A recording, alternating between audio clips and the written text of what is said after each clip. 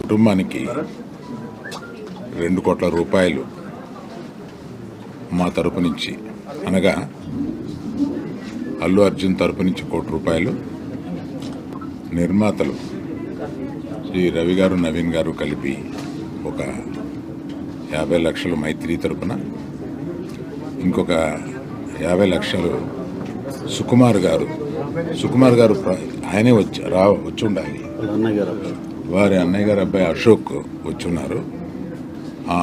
సుకుమార్ గారు విదేశాల్లో ఉన్నారు, ఆయన రాలేకపోయారు.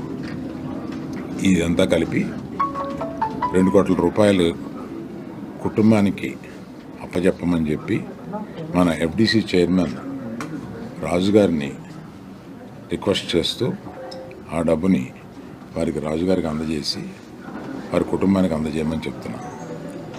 నేనే ప్రత్యేకంగా అందజేయచ్చు అనేది ఏదన్నా అనిపిస్తే అది లీగల్గా ఇలాగే చేయమన్నారు. ప్రభుత్వ ప్రతినిధి అయిన ఎఫ్డిసి చైర్మన్ రాజు గారి ద్వారా ఇప్పిస్తే మంచిదని మా లీగల్ డిపార్ట్మెంట్ చెప్పారు.